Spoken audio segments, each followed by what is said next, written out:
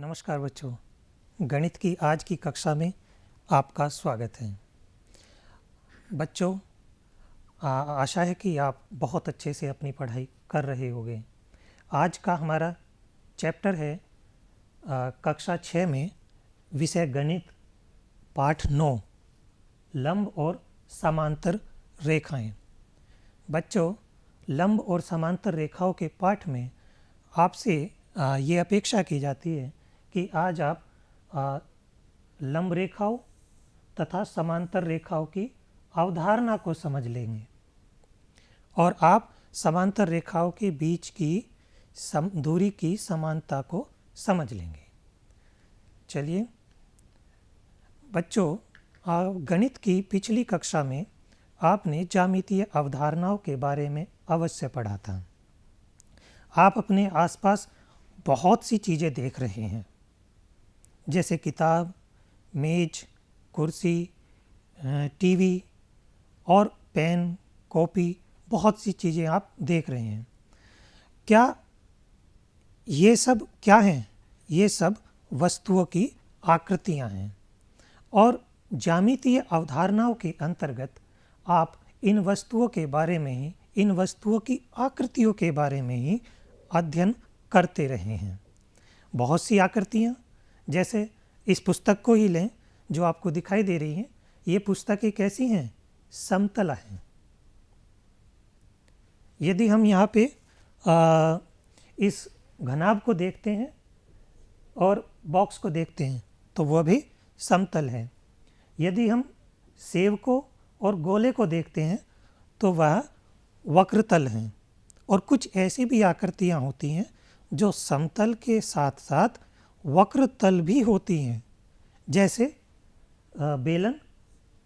ये यहाँ से वक्रतल है और ऊपर से और नीचे तली से ये समतल हैं। इसी तरह से शंकु, शंकु भी वक्रतल भी है और समतल भी है। अर्थात वस्तुओं की आकृति विभिन्न प्रकार की होती है। कुछ समतल होती हैं, कुछ वक्रतल होती हैं और कुछ समतल और वक्रतल दोनों प्रकार की होती हैं। इसके अतिरिक्त आपने पिछले पाठ में बिंदु के बारे में भी जाना था। बिंदु क्या होता है? चलिए, उदाहरण के तौर पर हमारी कक्षा 6 के कुछ बच्चे भागना शुरू करते हैं और भागते हुए वो 1, 2, 3, 4, 5, 6, 7, 8, 9 और 10 तक गिनती गिनते हैं। जैसे ही 10 बोला जाता है वो रुक जाते हैं। क्या करते हैं? रुक जाते हैं। जैसे ये बच्चे दौड़ रहे हैं और ये रुक गए हैं, तो जैसे ही 10 बोलते हैं तो बच्चे रुक जाते हैं और जिस जगह पर रुक जाते हैं उससे ना आगे जाते हैं ना पीछे जाते हैं। जैसे इस बच्ची की बात करें तो ये यहाँ रुक गई, ये यहाँ रुक गई, ये यहाँ रुक गई, ये यहाँ और ये यहाँ रुक गई। इन बिंदुओं से आगे नहीं जा रहे। तो वही सूक्ष्म स्थिति को, वस्तु की सूक्ष्म स्थिति को, जहाँ से ना वो आगे जाए और ना पीछे जाए, तो वह स्थान बिंदु कहलाता है, जिसकी ना कोई लंबाई होती है और ना ही कोई चौड़ाई होती है। वो सबसे सूक्ष्म स्थिति होती है। इसी तरह से आपने जाना था रेखाएं। रेखाएं क्या होती हैं और रेखाएं किसे कहते हैं? तो बताइए, रेखा किसे कहते हैं? रेखा सीधी होती है, इसका दोनों विपरीत दिशाओं में अपरिमित विस्तार होता है। कैसा होता है? अपरिमित विस्तार, यानी दाईं तरफ भी कितनी भी बढ़ाई जा सकती है और बाईं तरफ भी कितनी ही बढ़ाई जा सकती है। साथियों, बच्चों, और रेखा जैसे कि आप यहाँ देख रहे हैं, एल छोटे स्मॉल लेटर से प्रदर्शित की जाती है और ये दोनों दिशाओं में, इधर की तरफ भी बढ़ती जा रही है और इधर की दिशा में भी बढ़ती जा रही है। ये दोनों दिशाओं में बढ़ती जाती थी। इसका छोटा भाग, यदि रेखा का छोटा भाग P से Q तक बना लिया जाए तो वह रेखाखंड कहलाता था।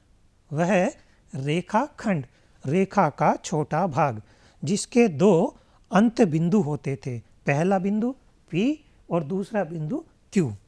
तो जिसके दो बिंदु होते थे, अंत बिंदु होते थे, उसे हम रेखाखंड कहते थे। एक किरण भी आपने पढ़ी है। किरण क्या होती है? किरण एक ऐसी रेखा होती है जो एक निगमन बिंदु रखती है और दूसरा अंत बिंदु रखती है, यानी एक दिशा से शुरू होकर के और अपरिमित दूरी तक बढ़ती चली जाती है, तो इसे हम किरण कहते हैं। इसमें एक तरफ का विस्तार अपरिमित होता है और एक तरफ अंत बिंदु होता है। तो इसका एक अंत बिंदु होता है और एक इसका जो अपरिमित विस्तार होता है दूसरी तरफ से। तो इस तरह से अभी तक आपने ज्यामितीय अवधारणाओं के अंदर बिंदु, रेखा, रेखाखंड और किरण, इनके बारे में अध्ययन कर लिया है। इसके अलावा आपने कुछ आकृतियों को ऐसा भी देखा होगा जो झुके हुए आकार की होती हैं, जैसे दरवाज़ा कम खुलता है तो उसका कोण कम होता है, और यदि पूरा खोल दिया जाता है तो उसका कोण बढ़ जाता है। तो ये वस्तुओं का अपना एक कोण भी होता है, उसको हम कोण कहते हैं। और कोण को तीन बिंदु POQ, इस तरह से कोण को हम POQ के रूप में प्रदर्शित करते हैं। आप जान चुके हैं कि कोण को हम चांदे के द्वारा नाप सकते हैं। कोण को हम चांदे के द्वारा नाप सकते हैं। ये चांदा है, इसके द्वारा हम किसी भी कोण को नाप सकते हैं। यदि हम इसे नापना चाहें तो ये 40 अंश का कोण आ रहा है। तो चांदे से हमने देखा कोणों को नापा जा सकता है। और हमने ये भी देखा है कि कोण कितने प्रकार के होते हैं। कोण अनेक प्रकार के होते हैं: ऋजु कोण, संपूर्ण कोण, शून्य कोण, समकोण, न्यून कोण, अधिक कोण और वृहत कोण। छात्रों, आपने मिस्त्री जो चिनाई करने वाले होते हैं, राजगीर, है ना, जो दीवार बनाते हैं, तो उनको जरूर देखा होगा। वे क्या करते हैं? वे साहुल का और सूत का प्रयोग करते हैं। जैसे कि आप चित्र में भी देख रहे हैं, साहुल ये चीज़ होती है जो ऊपर से डाल दिया जाता है और नीचे की तक आता है, तो इसे हम साहुल कहते हैं।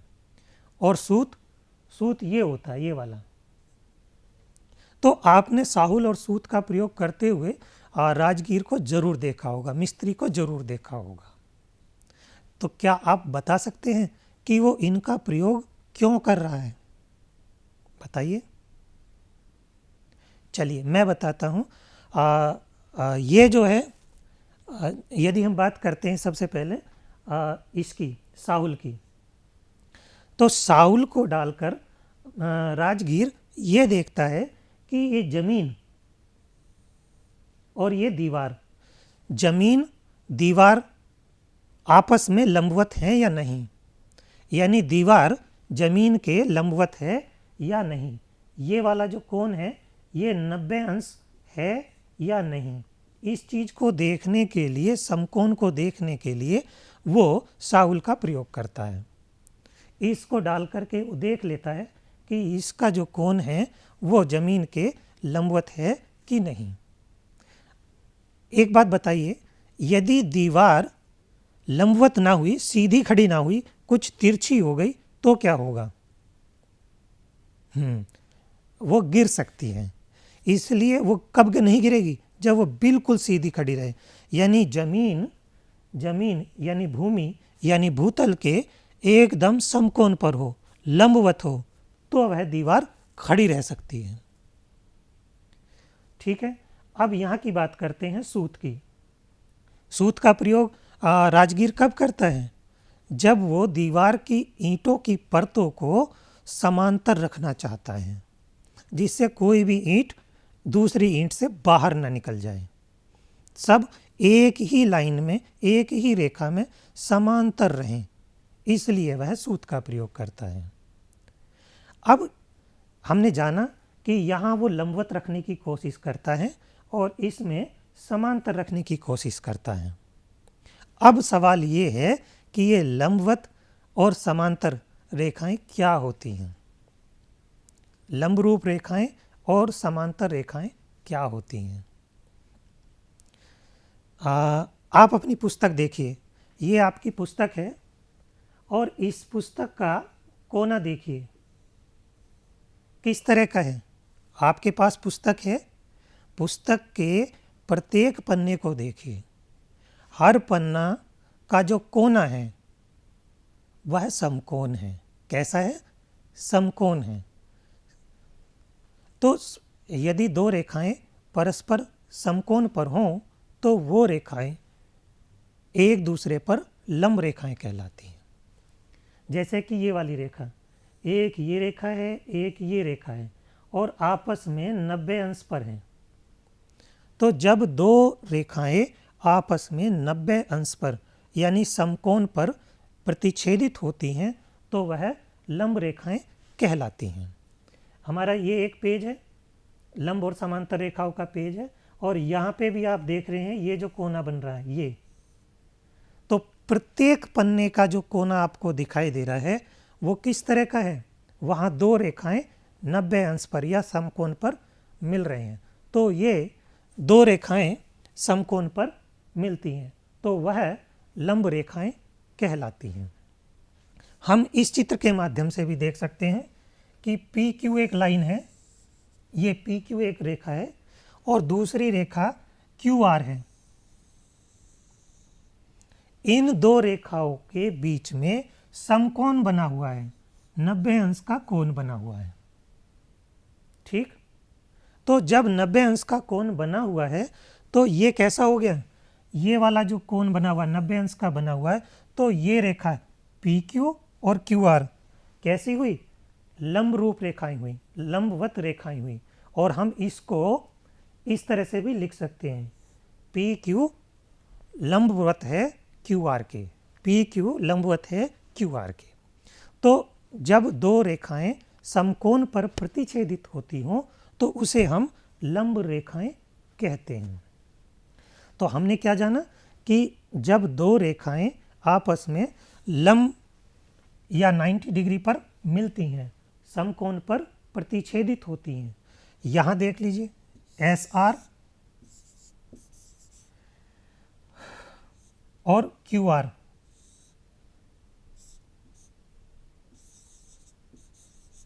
एस आर और क्यू आर रेखाएं भी लंब रेखाएं हैं। और यहाँ पे देख लेते हैं, ये वाली जो रेखा है और ये एस क्यू समकोण बना रही है पी एस के साथ, तो एस क्यू भी कैसी हुई?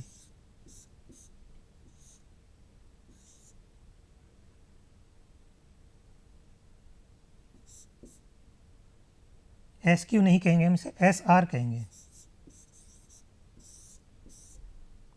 एस आर परपेंडिकुलर हो जाएगी किसके? पी एस के। तो इस तरह से हम ये देख पा रहे हैं जब दो रेखाएं आपस में समकोण पर प्रतिच्छेदित होती हों या मिलती हों तो वे रेखाएं लंब रेखाएं कहलाती हैं। क्या आपको कुछ चीज़ें और भी दिखाई दे रही हैं जो लंबवत के उदाहरण हो? सोचिए, मैं अभी बात करता हूँ। अब सबसे पहले हम करके देखते हैं। एक कागज़ लीजिए, आपके पास एक कागज़ होगा, उस कागज़ को लीजिए और उसको बीच से मोड़िए, उसकी जो क्रीज बनेगी उसे बना लीजिए और क्रीज बनाने के बाद फिर क्रीज बनाने के बाद फिर दूसरी क्रीज बनाइए और वो कैसी बनेगी? वो समकोण बन जाएगा और वो रेखाएं लंब रेखाएं बन जाती हैं। देखिए अब हम इसे करके देखते हैं। ये एक पेपर ले लिया मैंने, ये एक पेज लिया है, पन्ना लिया है, और अब इसको मैं क्या करता हूँ, यहाँ से बीच से मोड़ लेता हूँ।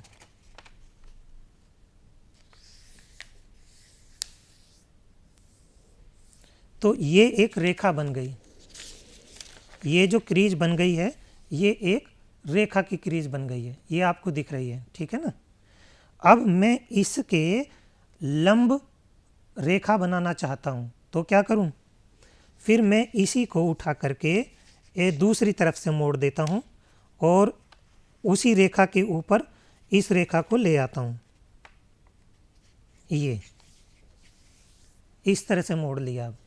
और अब मैं इसको खोलता हूं, तो खोलने के बाद क्या देखता हूं कि ये जो क्रीज बनी है, पहले ये वाली क्रीज बनी थी और अब ये वाली क्रीज बनी है। तो इन दोनों क्रीज के बीच में यदि मैं बात करूं, ये वाला जो कोण है, ये कैसा कोण है, समकोण बन रहा है। ये कैसा कोण बन रहा है, समकोण। अर्थात एक रेखा ये खींची और एक रेखा ये खींची,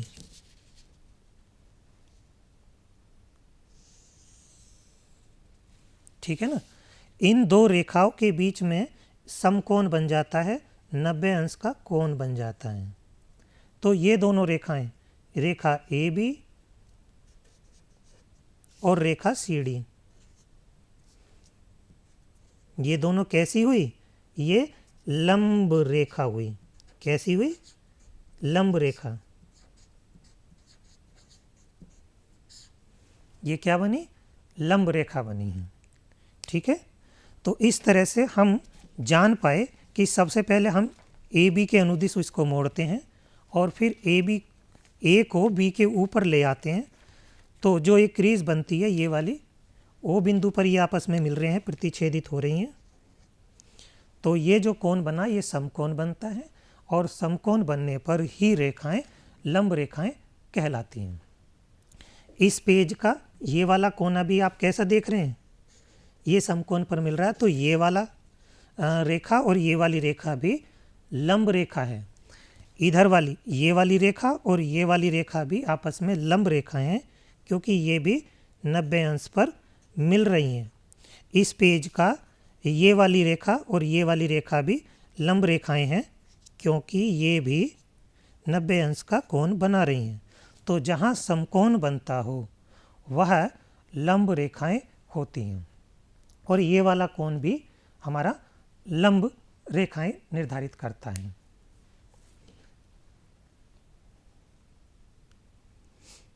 दैनिक जीवन में लंब रेखाओं के कुछ उदाहरण देखते हैं।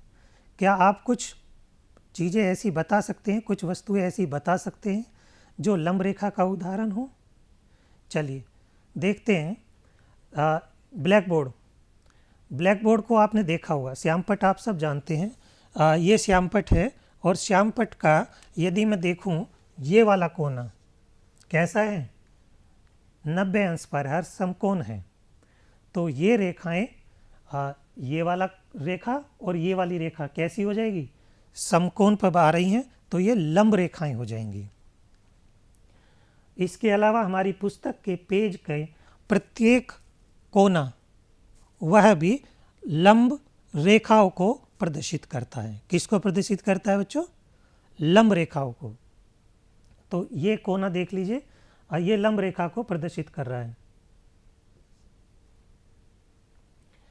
और इसके अलावा जमीन पर खड़ी हुई दीवार, ये आप दीवार देख रहे हैं, ये दीवार, यदि ये दीवार 90 अंश का कोण बनाती है, यहाँ ये 90 अंश का कोण बन रहा है, तो आप देख पा रहे हैं कि यदि ये दीवार 90 अंश पर ना खड़ी होती, तिरछी होती, तो निश्चित रूप से वो गिर सकती थी।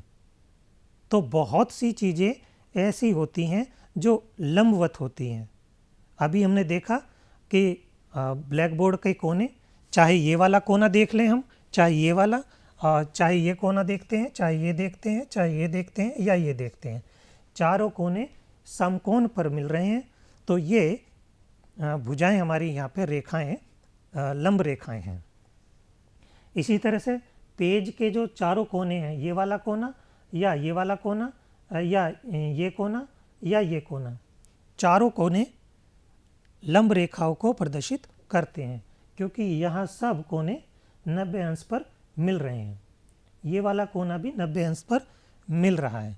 इसी तरह से हम दीवार जो खड़ी होती है वो बिल्कुल लंबवत होती है भूतल के, जमीन के। तो जमीन के जो लंबवत खड़ी है उसे भी हम लंब रेखा के रूप में प्रदर्शित करते हैं। तो दीवार भी हमारी लंब रेखा का एक उदाहरण है। ठीक है। क्या आप कुछ और चीज़ें सोच सकते हैं? हाँ, खड़ा हुआ आदमी, यहाँ खड़ा हुआ आदमी भी ऐसा ही है, वो भूतल के जमीन के बिल्कुल लंबवत खड़ा है। देखें, इसके पैरों से हम यदि यहाँ देखते हैं तो ये भी लंबवत खड़ा होता है। कागज पर खींची हुई रेखा के किसी बिंदु से रेखा पर लंब खींचना है। हमें कागज पर खींची हुई रेखा के किसी बिंदु से, अभी एक पेपर ले लेते हैं,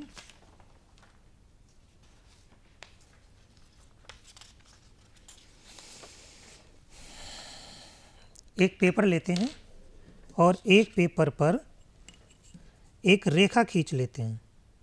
मान लीजिए ये एक रेखा है। इस रेखा के किसी बिंदु पर, तो मान लीजिए इस वाले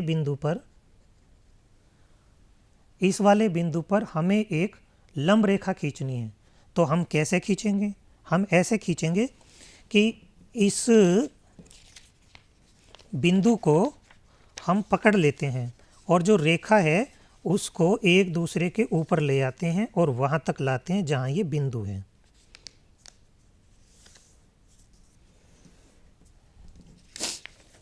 ये देखिए, इस तरह से हम लंब रेखा बना सकते हैं। ये रेखा, ये जो क्रीज आपको दिखाई दे रही है, ये क्रीज है ना, ये क्रीज आपको दिखाई दे रही है और ये इस वाली रेखा के इस वाले बिंदु O पर, रेखा AB के बिंदु O पर ये समकोण बन रहा है, 90 अंश का कोण बन रहा है।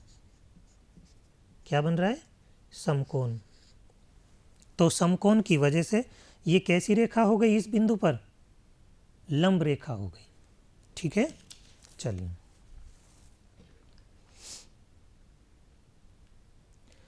अब हम बात करते हैं समांतर रेखाओं की। जैसा कि आपने देखा था कि राजगीर जब दीवार बनाता है तो ईंट पर सूत लगा देता है, जिससे दीवार की प्रत्येक ईंट की परत समांतर बनती चली जाती है और वो बिल्कुल सीधी बनती चली जाती है। तो एक कागज का पन्ना लेंगे हम और इसे बीच से मोड़ेंगे और मोड़ का निशान जो क्रीज बनेगी उस पे हम XY लिख लेंगे, जैसा कि आपको चित्र में भी दिखाई दे रहा है।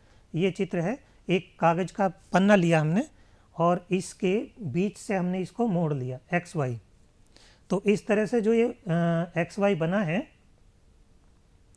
XY जो बना है, इसको फिर हम मोड़ सकते हैं और मोड़ने के बाद फिर उसी दिशा में एक बार फिर मोड़ते हैं तो हमारी समांतर रेखाएं बन जाती हैं।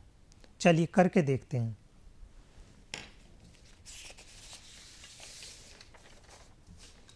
हम एक पेज लेते हैं, ये हमारा एक पेज है और इस पेज पर हम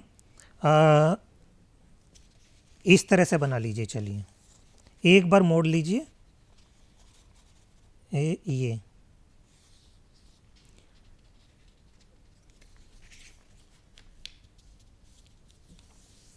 इस पेज को हमने एक बार मोड़ लिया। मोड़ने के बाद हम चलिए मोड़ने के बाद क्या आता है वो देखते हैं। ये मोड़ने के बाद ये है X और ये है Y। तो इस तरह से हमारे पास X और Y एक रेखा है। मैं इसको डार्क बना दूं? चलिए डार्क बना देता हूं, आपको आसानी से दिख जाएगी। ये एक रेखा XY हमने बना ली। ठीक है, अब इसके समांतर हमें रेखा बनानी है, तो किस तरह से बनाएंगे? ये है और फिर हम इसको दोबारा से मोड़ते हैं। ये दोबारा से मोड़ दिया। अब आप देख पा रहे हैं कि यहाँ XY के समांतर दो रेखाएं बन गई, एक ये वाली और एक ये वाली। एक का नाम AB रख देंगे, AB, और दूसरी का नाम CD रख देंगे, ये CD। तो AB और CD आप देख पा रहे हैं यहाँ पे। तो AB और CD दो समांतर रेखाएं XY के बन गई हैं। इस तरह से हम समांतर रेखाएं बना सकते हैं।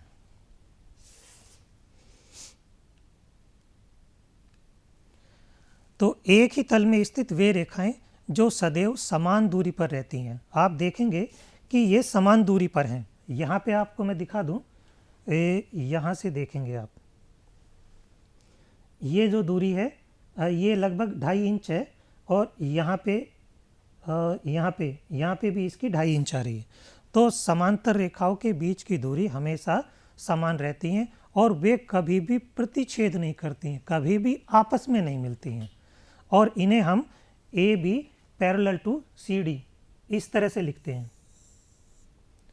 A B Rekha C D रेखा के समांतर है, तो हम लिखेंगे ए बी और 2 लाइन खींच देंगे इस तरह से, तो ये पैरेलल कहेंगे। तो ए बी पैरेलल यानी समांतर है सी डी के। तो A B Rekha C D रेखा के समांतर हम लिख सकते हैं।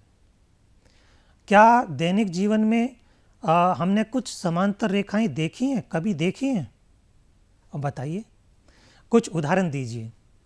कभी आपने 2 समांतर रेखाएं देखी हों?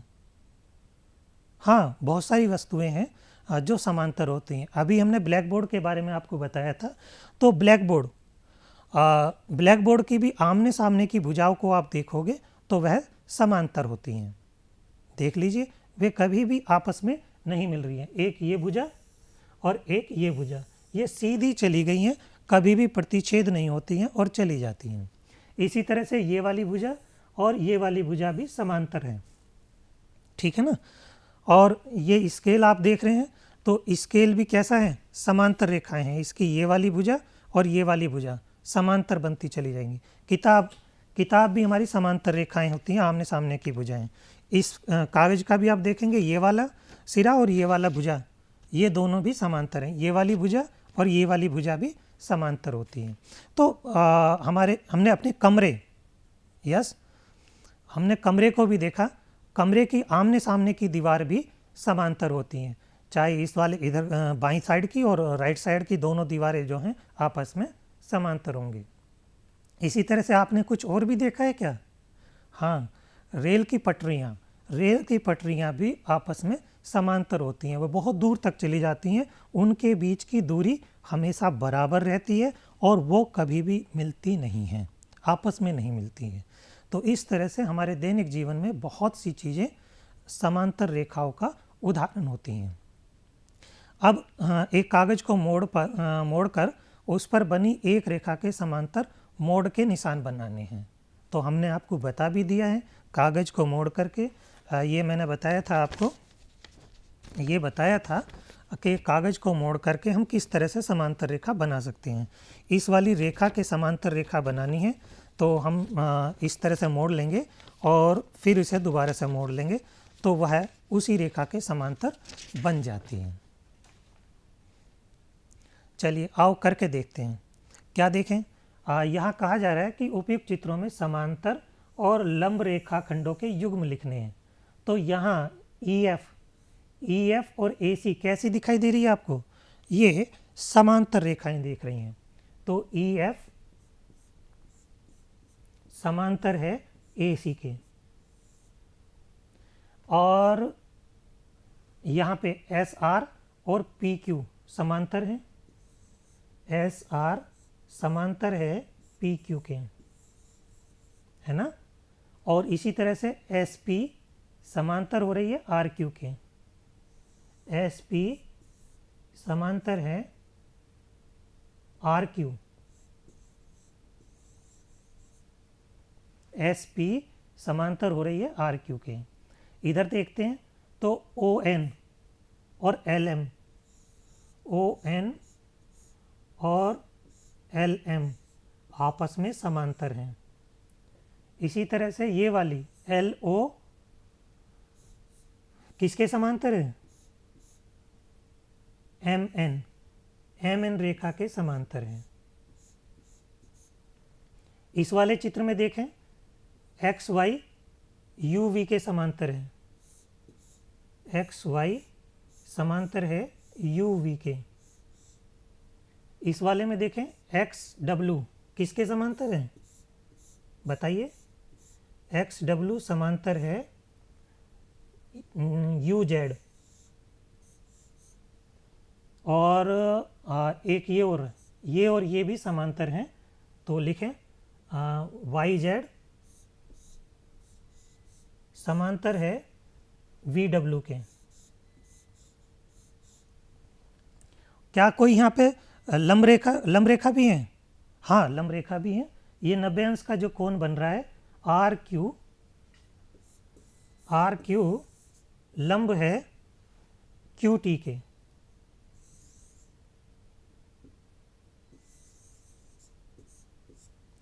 आर क्यू टी के लंबवत हैं। तो इस तरह से हमारी लंब रेखाएं भी बनाई जा सकती हैं। दो समांतर रेखाओं के बीच की दूरी कैसे निकाली जा सकती है? ये दो समांतर रेखाएं नहीं हैं और ये दो समांतर रेखाएं हैं, तो जब आप इन्हें नापेंगे तो बराबर होती है। तो इससे हमें पता चलता है कि समांतर रेखाओं के लिए लंब की लंबाई हमेशा बराबर होती है और दो समांतर रेखाओं के बीच दूरी हमेशा बराबर होती है।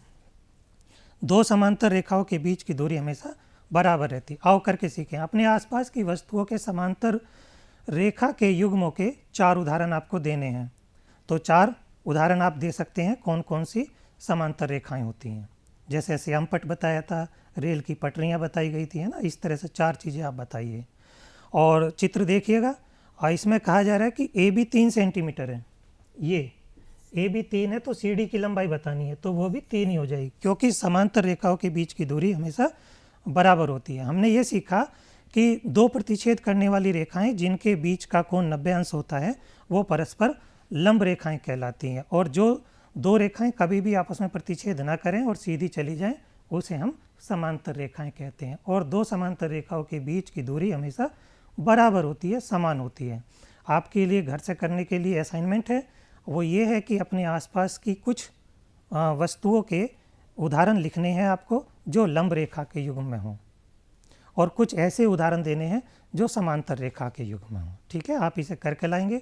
आपके लिए गृह कार्य है कि एक्सरसाइज 9A यानी अभ्यास 9A का प्रश्न संख्या 3 आप घर से करके लाएंगे।